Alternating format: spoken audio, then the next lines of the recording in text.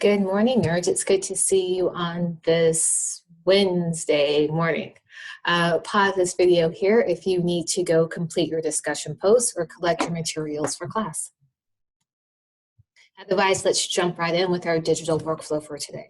So what you'll notice is that you'll have 3 assignments that I will be reviewing today. The first one will be your daily discussion post for attendance, the usual exit ticket, but today we'll also be doing something a bit different. You'll be shooting me a picture via Schoology of today's class notes. So in order to make sure you're getting all the credit possible for your notebook check today, please make sure that your notebook looks exactly like mine in this picture below, that you have your key items, your focus, and the question that we'll be answering, which is, how does Shakespeare utilize structure to convey a theme? Make sure when you're submitting this via Schoology as an assignment that you're writing your name at the top of this page so I can make sure these notes are yours. These notes will be due to me at 9:30 by the end of class. It will be a completion grade of either an A or an F that you cannot redo or that I will accept late. Again, this is due at 9:30. That means your exit ticket will be due tomorrow at 8:20 before class begins. That'll give you more than enough time to make sure you have an exemplar response. Now, speaking of exit tickets, I don't know where the gap is, but as you saw, most of you received less than mastery grades on yesterday's exit ticket. That's because the average length of your response was 2 to 3 sentences, which we know is simply unacceptable as rising sophomores. So in yesterday's video, I told you exactly what I was looking for in your exit ticket, and to make sure that we're all aligned, we're going to do the same again today. You're going to be generating a final NES using 2 pieces of evidence with an effective zoom in or zoom out that articulates how Shakespeare uses structure to convey his theme. Now again, if you're really struggling with zooming in and zooming out, Ms. Gifford has a plethora of videos at your disposal that you can check out. She also has one on Volta and argumentation as well that I would strongly recommend you check out to make sure you're receiving those grades that you're capable of producing.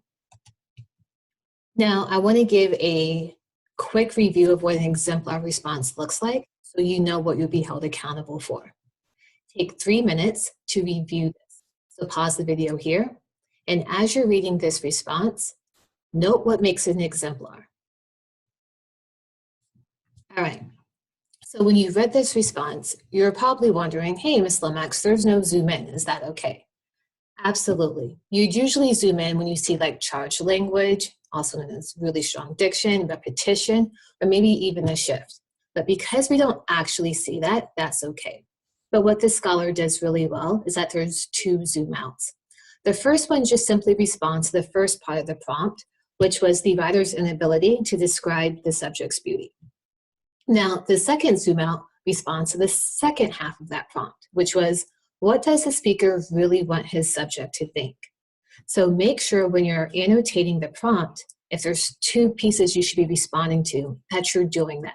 And again, you're using 2 pieces of evidence with an effective zoom in and zoom out. Now, some quick notes, just we do a quick sonnet review. When you're doing the first read, please make sure that you're noting what's the subject and who is the speaker. Again, the speaker will not be William Shakespeare. When you don't understand a line, reread it, paraphrase, and make sure you read it all the way up to the punctuation to ensure that you're getting the full effect. When you're doing your second read, you're looking at that figure of language. And when you're doing that third read, you're looking at the structure, particularly the volta. Now, we know that the volta comes in the couplet, which is the last 2 lines of a Shakespearean sonnet. Now, some common themes of sonnets, especially William Shakespeare's, will be love, nature, and beauty. So that might help you out when you're looking at this new sonnet today. Now, when you go to submit, you're just going to open up the assignment, make a copy of the document, read the sonnet, and answer the questions. Basically, the same expectations you've been doing throughout class so far. Again, if you ever have any questions, continue to reach out via text message. and or Schoology. Now, as you're working your way through this sonnet, if you have any questions, you'll be able to reach me via Zoom at 8:55. Now, depending on the number of students ahead of you, there may be a virtual waiting room where we may all just come together to talk about the text. That'll be based on you and your needs. So again, exit ticket due tomorrow before class. Your seminar, your notebook notes are due to me via Schoology as an assignment by the end of class today. And if you have any questions, you should be reaching out via Zoom, text, or Schoology. Have a great day.